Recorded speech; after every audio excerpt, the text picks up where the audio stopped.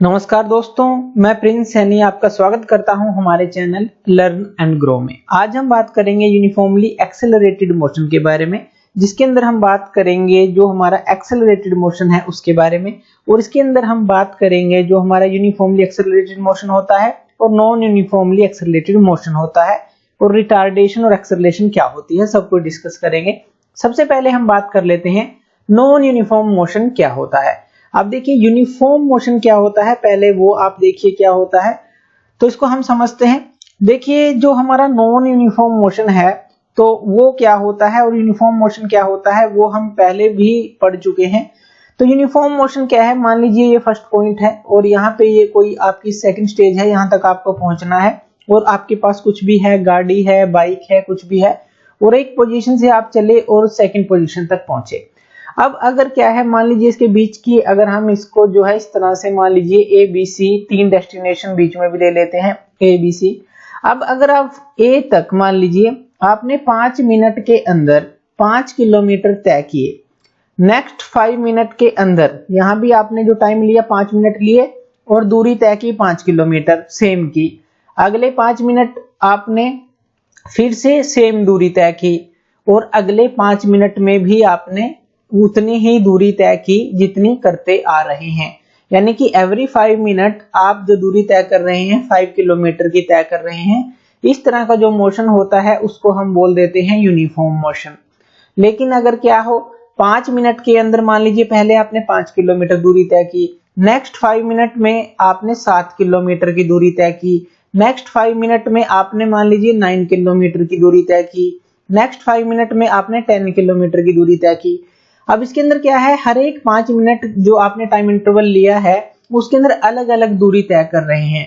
इसका मतलब क्या है, आपकी जो स्पीड है यहाँ ए तक जो है 5 मिनट में 5 किलोमीटर तय किया, लेकिन ए पे आपने आके अपनी स्पीड बढ़ा दी, ए से बी तक जो है 5 मिनट में आपने 7 किलोमीटर तय कर लिया, बी पर आके आपने और स्पीड बढ़ा दी और 5 मिनट में आपने 9 किलोमीटर तय कर लिया, सी पर आके आपने और स्पीड बढ़ा दी और 5 मिनट में आपने 10 किलोमीटर तय कर लिया।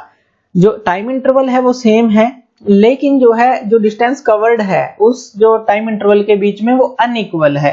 तो इस तरह के जो मोशन को हम बोलते हैं कि ये हमारा जो है नॉन यूनिफॉर्म मोशन है।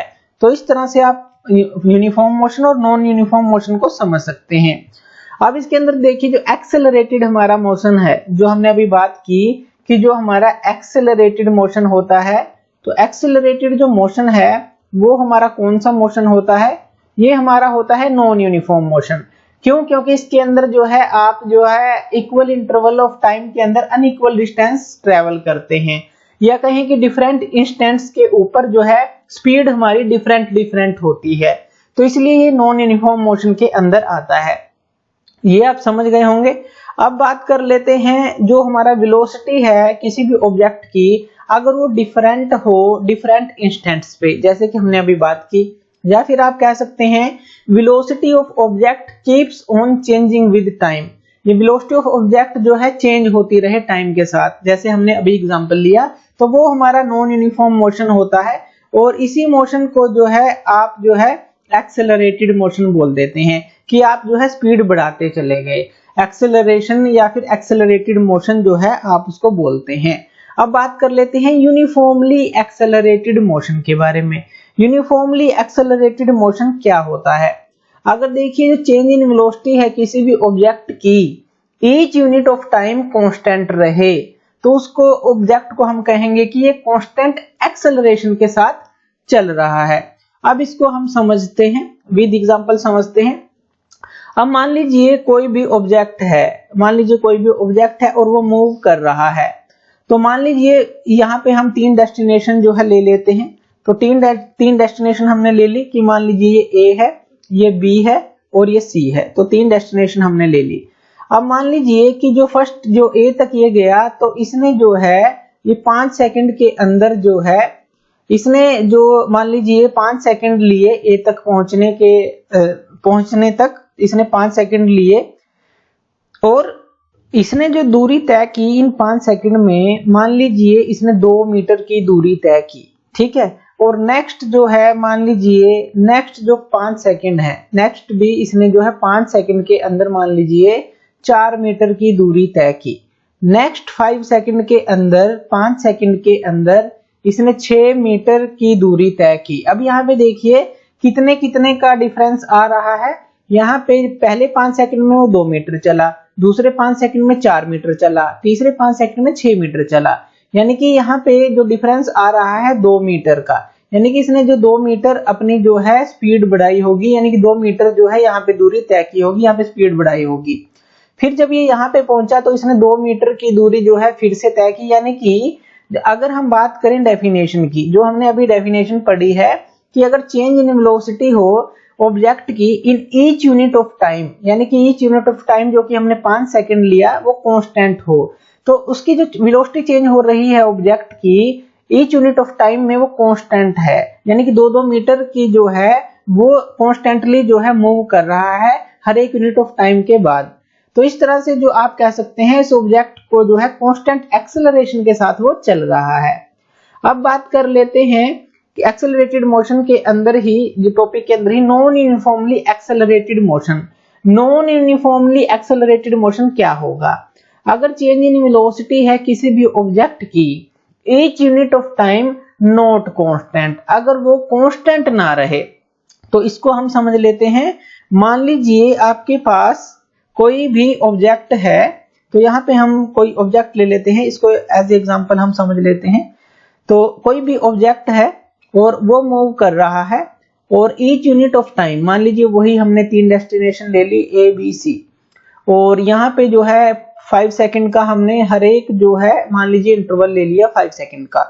अब इस 5 सेकंड के दौरान पहले जो इसने A तक ये 2 मीटर दूरी की, फिर इसने जो है 6 मीटर, फिर जो इसने है मान लीजिए 12 मीटर तय कर ली। अब यहाँ पे देखिए डिफरेंस कितना आता है, 2 मीटर से जो है ये 6 मीटर पे पहुंच गया। नेक्स्ट जो टाइम इंटरवल था इसमें, यहाँ से यहाँ तक इसने 2 मीटर की दूरी तय की, इतनी इसकी स्पीड होगी या वेलोसिटी होगी। उसके बाद जो है A से जब B पे गया तो इसने 6 मीटर के हिसाब से इसकी जो स्पीड होगी या वेलोसिटी होगी, उसके बाद 12 मीटर के हिसाब से, और जो टाइम इंटरवल है वो सेम है, यानी कि यूनिट जो है ईच यूनिट जो है हमने 5 सेकंड की ली है, तो ये भी 5 सेकंड है, ये भी 5 सेकंड है और ये भी 5 सेकंड है। लेकिन जो डिफरेंस है यहाँ पे कितना आ जाता है 4 मीटर का, और यहाँ पे अगर आप देखें तो यहाँ 6 मीटर का आ जाता है। तो ये जो है अनइक्वल इसने, यानी कि ये कॉन्स्टेंटली एक्सेलरेशन के साथ नहीं चल रहा, ये एकदम से जो है इसने अपनी बहुत ज्यादा स्पीड या बढ़ा ली। तो इस तरह से आप देख सकते हैं कि इस तरह का जो मोशन होता है नॉन यूनिफॉर्मली एक्सेलरेटेड मोशन होता है, यानी कि ईच यूनिट ऑफ टाइम में अगर आप बात करें जो ऑब्जेक्ट जो मूव कर रहा है वो कॉन्स्टेंटली मूव नहीं कर रहा। तो इस तरह से इस तरह के ऑब्जेक्ट को आप वेरिएबल एक्सेलरेशन बोल सकते हैं कि वो वेरिएबल एक्सेलरेशन के साथ मूव कर रहा है। अब एक्सेलरेशन की बात कर लेते हैं। एक्सेलरेशन क्या है? एक्सेलरेशन जो है किसी भी ऑब्जेक्ट का मोशन के अंदर क्या होगा कि इसको आप 2 चीजों का रेशो कह सकते हैं। चेंज इन वेलोसिटी कि कितना चेंज हो रहा है वेलोसिटी के अंदर, टू द टाइम टेकन कितना उसने टाइम लिया है, उसको एक्सेलरेशन हम बोल देंगे। तो एक्सेलरेशन का जो फॉर्मूला बनता है वो बनता है change in velocity by time taken. ये जो है फॉर्मूला बनता है जो हमारा एक्सेलरेशन होता है। अब अगर आप इसका डायमेंशनल फॉर्मूला निकालें तो वो हमारा क्या रहेगा? तो डायमेंशनल फॉर्मूला हम इसका देख लेते हैं कि वो क्या रहेगा। अब देखिए चेंज इन वेलोसिटी है हमारी, तो चेंज इन वेलोसिटी को आप किस तरह से लिखते हैं? जो आपकी चेंज इन वेलोसिटी है तो इसका जो फॉर्मूला है वो क्या रहेगा, तो वो पहले हम देख लेते हैं। चेंज इन वेलोसिटी का ये हमारा होता है डिस्टेंस डिवाइड बाय या डिस्प्लेसमेंट। अगर आप एक डायमेंशन के अंदर ले रहे हैं, 1 डायमेंशन की बात कर रहे हैं, तो डिस्टेंस और जो डिस्प्लेसमेंट आप कुछ भी ले लीजिए, तो डिस्टेंस या फिर जो डिस्प्लेसमेंट है डिवाइड बाय जो टाइम होता है, तो ये चेंज इन वेलोसिटी होती है। चेंज इन वेलोसिटी कितना आएगा? डिस्टेंस का जो डायमेंशनल फॉर्मूला है, डिस्प्लेसमेंट का डायमेंशनल फॉर्मूला है, उसको आप L से डिनोट करते हैं, टाइम को आप T से डिनोट करते हैं, तो ये तो चेंज इन वेलोसिटी बन जाती है। लेकिन अगर हम फॉर्मूले के अंदर बात करें जो एक्सेलरेशन का है वो क्या है? Change in velocity by time taken है। अगर आप इसको जो डिवाइड करते हैं टाइम टेकन के साथ तो ये हमारा बन जाता है एक्सेलरेशन, तो इसको आप एक्सेलरेशन बोलते हैं। तो अगर आप इसको जो है चेंज इन वेलोसिटी आई और इसको जो है जो टाइम से यानी कि डिवाइड कर दे 1/t, तो ये क्या हो जाएगा हमारा L/t का स्क्वायर आ जाएगा। और अगर आप t को ऊपर लेके जाते हैं तो LT-2 आ जाएगा। और अगर आप जो है इसको अच्छी फॉर्म में लिखते हैं, जो कि हमारा डायमेंशनल फॉर्मूला है उस फॉर्म में, यानी कि MLT की फॉर्म में लिखते हैं, तो M तो है नहीं, 0 है, L की पावर यहाँ पे कितनी है, 1 है, और T की पावर क्या है, यहाँ पे -2 है। तो ये हमारा बन जाता है डायमेंशनल फॉर्मूला जो है एक्सेलरेशन का। अब जो एक्सेलरेशन है वो हमारी होती है वेक्टर क्वांटिटी, तो ये भी हमें ध्यान रखना है कि ये जो है हमारी वेक्टर क्वांटिटी होती है। और अगर जो है हमारी जो वेलोसिटी है इंक्रीज हो रही हो, यानी कि अगर जो वेलोसिटी है अगर वो इंक्रीज हो रही हो, तो ये जो हमारी, अगर हम एक्सेलरेशन की बात करें तो ये जो है पॉजिटिव लेते हैं, तो जो एक्सेलरेशन है उसको हम पॉजिटिव लेते हैं। ये हमें ध्यान रखना है कि अगर वेलोसिटी इंक्रीज हो रही है तो एक्सेलरेशन को हम पॉजिटिव लेंगे, और अगर जो है वेलोसिटी हमारी डिक्रीज हो रही हो, कम हो रही हो, तो एक्सेलरेशन को हम नेगेटिव लेते हैं। तो ये दोनों चीजें हमें ध्यान रखनी है। तो एक्सेलरेशन पॉजिटिव कब होगी, जब वेलोसिटी ज्यादा होगी, यानी कि आप स्पीड बढ़ाएंगे एक्सेलरेशन बढ़ेगी, स्पीड कम करेंगे तो एक्सेलरेशन जो है, या जो वेलोसिटी कम करेंगे तो एक्सेलरेशन जो है कम हो जाएगी। तो यहाँ पे ये जो है इसका डायमेंशनल फॉर्मूला बनता है। और जो एक्सेलरेशन है, अगर हम इसकी MKS के अंदर जो है यूनिट देखें, तो जो MKS के अंदर इसकी यूनिट बनती है मीटर पर सेकंड स्क्वायर। कैसे बनती है, अब देखिए L/T स्क्वायर है, L यानी कि जो लेंथ है मीटर में, और जो टाइम है वो जो है सेकंड के अंदर, तो मीटर पर सेकंड स्क्वायर। तो मीटर पर सेकंड स्क्वायर जो है इसकी यूनिट बनती है MKS के अंदर, और SI के अंदर आप कह सकते हैं। और अगर आप CGS के अंदर देखें, जो CGS के अंदर अगर आप इसकी यूनिट देखें तो वो क्या आएगी, इसकी यहाँ पे मीटर की जगह क्या आ जाएगा, सेंटीमीटर पर सेकंड स्क्वायर। टाइम की तो यही रहती है सेकंड, तो मीटर की जगह सेंटीमीटर आ जाएगा। तो CGS में आप इस तरह से इसको डिनोट कर सकते हैं। तो ये हमारी जो है एक्सेलरेशन का डायमेंशनल फॉर्मूला आप निकाल सकते हैं। उसके बाद बात कर लेते हैं रिटार्डेशन की। अगर आप एक्सेलरेशन अच्छी तरह से समझ गए हैं तो रिटार्डेशन क्या होगी, नेगेटिव एक्सेलरेशन, तो उसको रिटार्डेशन बोलते हैं। यानी कि कोई चीज चल रही है, आप जो है उसको एकदम से ऑपोजिट फोर्स दें, उसको रिटार्ड करने की कोशिश करें, तो उसको हम रिटार्डेशन बोल देते हैं। सिंपल सी बात है, नेगेटिव एक्सेलरेशन जो है उसको रिटार्डेशन हम बोलते हैं। तो ये थे हमारा एक्सेलरेटेड मोशन। Thank you.